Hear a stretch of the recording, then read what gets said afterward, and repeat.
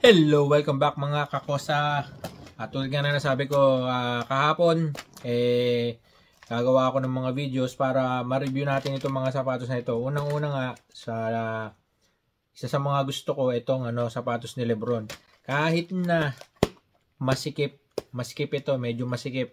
Kasi makikita nyo, ayan medyo bagsak dito. Kung yung kuko nyo is malalaki, for sure, kailangan mo ng mas malaki na size. At least, one size bigger ang kunin mo.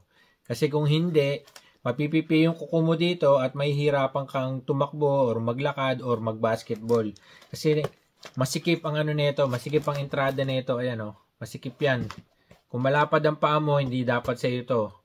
Kung gusto mo itong suotin mo, kailangan lakihan mo ang size. Kasi napakasikip nito. Hindi ko alam kung bakit ganun yung mga sapatos na ni Lebron, no? Yung mga design, although magaganda yung design, kaya nga gusto ko to Kaya lang yung yung fit is masikip itong sides na ito.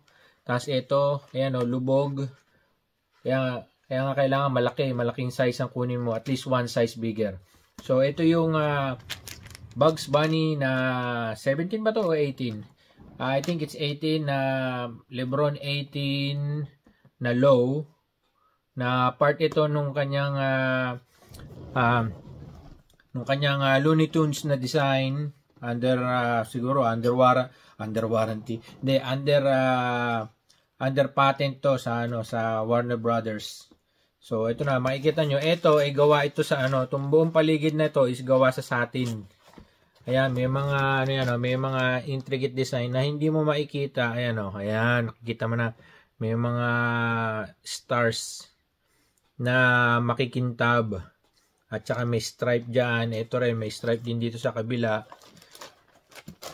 At itong side na ito yung mukha, ayan ni Martin the Martian. At nasa ilalim yung kanyang picture. Ayan. So, ang kasama nito is papel lang. Kasi nga, siguro, para talaga hindi ma-deform. Kasi nga, napaka nito So, yung likod, ito makikita mo, likod, iba-ibang kulay. At yung kanyang air sole, makikita mo rito. Ito yung ilalim, ito yung fiberglass siguro ito. Fiberglass. So, kasama niya is white at saka red na lace. Ito naman yung kabilang side. Nakalimutan ko. Ito pala, sa kanyang air sole, may nakasulat dito na this makes me very angry. Yan. At yung sa other side, tulad ng yung kanyang logo ni Lebron. At dito sa tongue, yung yung kanyang yung Looney Tunes na design. At dito sa likod, sa kabila nung tongue, sa loob is yung logo naman ni Bugs Bunny. At yung kanyang picture ay nasa insole. Okay. So ito is fully padded. Fully padded ito, both shoe. Fully padded. Ayan, makikita mo. Fully padded siya. Protected. Ang problema, yung nandito sa harap. Yun yung medyo hindi komportable. Manipis. Satin nga siya. Gawa siya sa satin. So, kung mainit sa mainit na lugar ka, is papasukin ng hangin yun. Medyo presko. Pero, siguro hindi ito hindi ito waterproof. I guess, hindi po waterproof ito. So, okay. So, maraming design. Nga pala. Itong sa kanya naman, sa kabila, itong kay Bugs Bunny nakalagay, What's up, Doc? Yan. At ito ay may Nike React na logo dyan. Okay. So, maraming maraming design na lumabas. Ito yung lumabas noong July 2021. Merong Wiley E.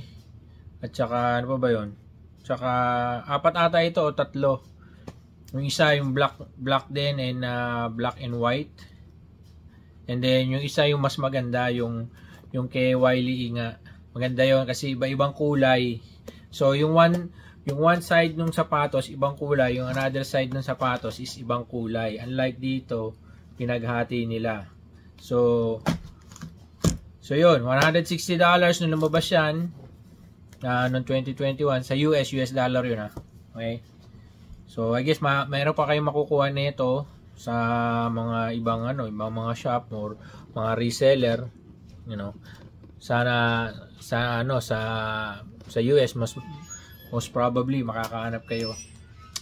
So thank you so much mga kakosa sa pagsama sa akin ngayon. Sana paki-share niyo itong aking video at magkaroon tayo ng marami pang discussion, or kung meron kayong katanungan kung saan pwedeng bumili. Kasi ngayon dito sa Canada nakikita ko is pwede ka nang umorder sa mga retailer dito, sa mga sneaker retailers dito, and isi-ship nila worldwide for free. Okay? So again, kung meron kayong katanungan, huwag kayong mahiyang magtanong dyan sa comment section, at I'll make sure na answering ko yun as fast as I can, as soon as possible, and to the best of my knowledge. Thank you so much, and stay connected mga kakosa. I'll see you on my next video.